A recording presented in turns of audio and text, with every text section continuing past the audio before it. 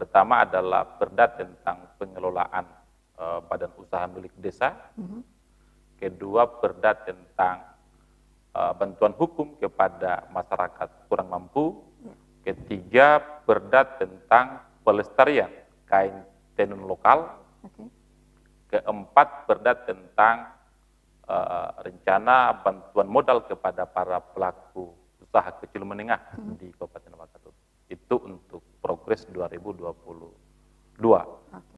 Mengemban amanat rakyat, menampung aspirasi walau jarang diapresiasi, melahirkan produk hukum walau kadang terhukum, mengawal anggaran negara walau kadang tak beranggaran. Itulah DPR. Assalamualaikum warahmatullahi wabarakatuh. Kembali lagi bersama saya Megawati Haritsyah di Selaki Wakatobi, suara lantang anak karang Indonesia.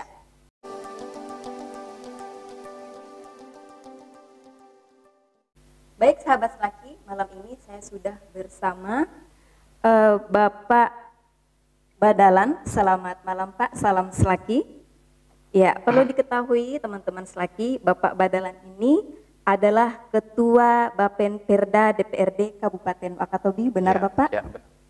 Baik, Bapak langsung saja. Untuk malam ini tema kita adalah DPRD Wakatobi memberikan perlindungan hukum bagi masyarakat di antara Laut Banda dan Laut Flores. Oke, saya langsung saja Pak ke pertanyaan pertama. Ya, ini sebelumnya saya panggil Bapak, Abang, atau Bung? Panggil aja Bung lah. Oke, baik. Oke, Bung Badalan. Sebagai alat kelengkapan DPRD Kabupaten Wakatobi, masa bakti 2019-2024. Sejauh ini, produk hukum apa saja yang telah dihasilkan atas inisiatif DPRD? Silakan Pak, silakan Bung. Ya, terima kasih. Pertama-tama saya menyampaikan apresiasi dan penghargaan yang sangat luar biasa. Ya. Saya telah hadir di studio Suara Lantang Anak Karang Indonesia. Ya. Sehubungan dengan pertanyaan tadi itu bahwa seberapa banyak perda inisiatif yang telah dilahirkan oleh DPRD Wakatobi. Untuk tahun 2022, 2021 yang telah kita lewati kemarin, Propemperda kami itu mengajukan 2 perda inisiatif. Yang pertama adalah perda tentang bantuan hukum bagi masyarakat yang tidak mampu. Yang kedua, perda tentang pengangkatan dan pemberhentian aparat desa Kabupaten Wakatobi.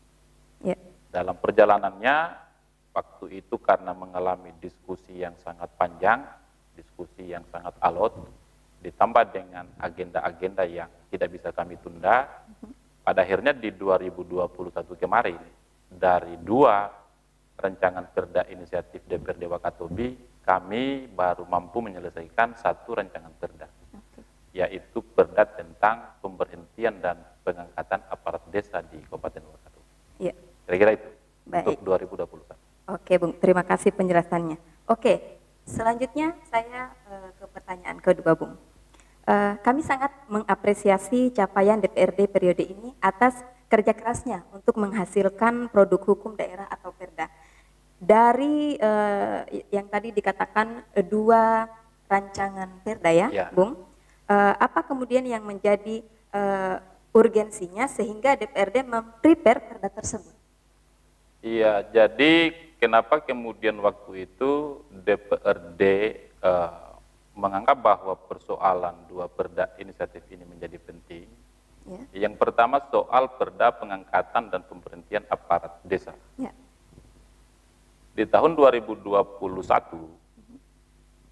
hampir semua wilayah itu mengadu kepada DPR karena ada persoalan-persoalan di desa, terutama tentang proses pemberhentian dan pengangkatan aparat. Dan ini sangat meresahkan masyarakat. Bahkan di sisi lain, persoalan pengangkatan aparat desa itu sampai ke ranah pengadilan. Ya.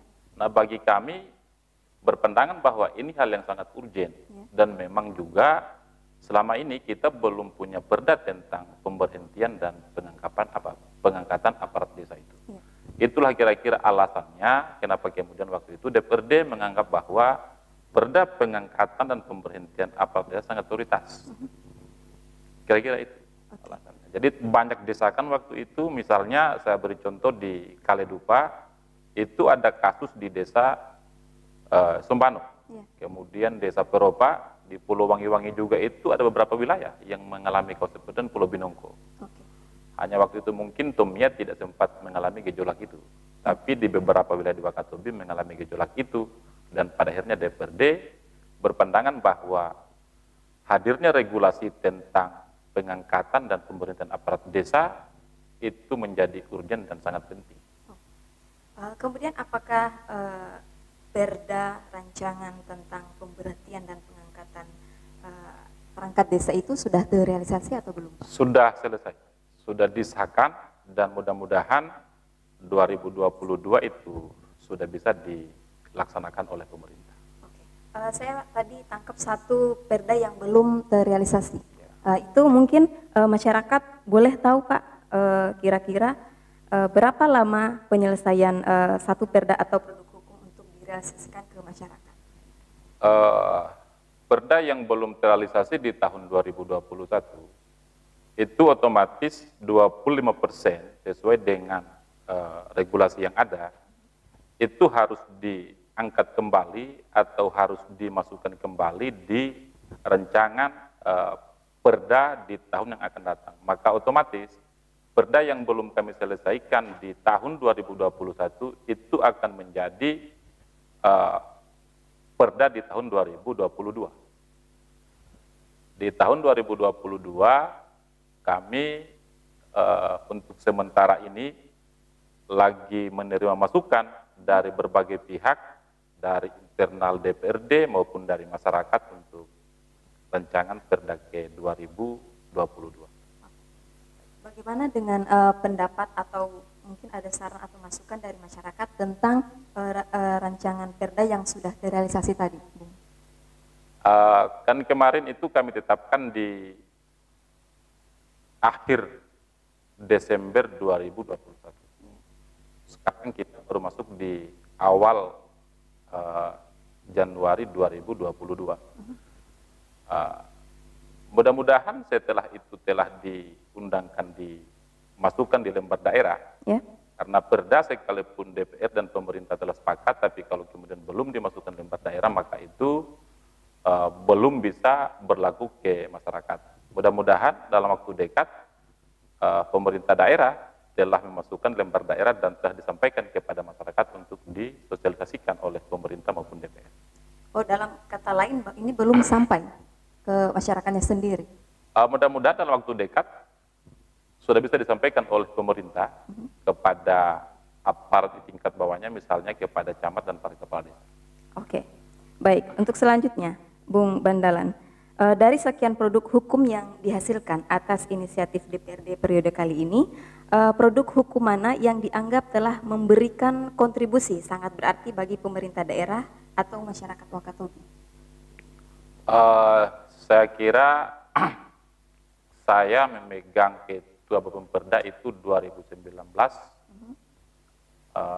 dalam aturan alat kelengkapan DPRD itu bisa drawing setelah kami memegang masa jabatan kurang lebih 2,5 tahun. Artinya praktis saya menjadi ketua Bapemperda itu baru 1 tahun lebih. Kami harus katakan bahwa di 2019 kemarin perda inisiatif DPRD memang kami belum lahirkan karena waktu itu banyak agenda-agenda kami yang harus kami selesaikan. Tapi kemudian perda-perda yang menjadi urusan pemerintah itu kami telah selesaikan. Mohon maaf saya tidak bisa sebut satu persatu untuk 2019 dan 2022. 2021. Yang saya ingat persis untuk 2021 dari pemerintah itu ada 4 atau 5 perda yang kami selesaikan dan dari DPR 1 perda yang menjadi inisiatif DPRD. Oke, baik. Terakhir, Bung Bandalan, mungkin ada pesan-pesan yang ingin disampaikan kepada masyarakat terkait dengan rancangan-rancangan perda yang nantinya akan direalisasikan ke masyarakat. Iya, terima kasih. Ini pertanyaan yang sangat menarik sekali. Untuk 2022, kami selaku Ketua Bapemperda DPRD Kabupaten Wakatobi telah menerima masukan dari teman-teman anggota DPR, kemudian kami telah mendapatkan juga beberapa masukan dari masyarakat. Ada kurang lebih 4 rancangan perda yang akan kami coba ajukan di tahun 2022. Pertama adalah perda tentang pengelolaan badan usaha milik desa. Kedua, perda tentang bantuan hukum kepada masyarakat kurang mampu. Ketiga, perda tentang pelestarian kain tenun lokal.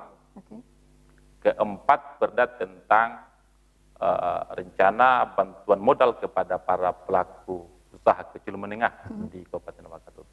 Itu untuk progres 2022. Tapi kemudian ini baru rancangan, nanti kemudian akan kami kembalikan kepada teman-teman DPRD apakah menyetujui ini atau ada perubahan. Baik. Terima kasih Bung Bandalan, semoga kasih, apa sama-sama. yang rancangan yang dibuat bisa terrealisasi dengan baik. Terima kasih. Ya, sama-sama. Terima kasih banyak.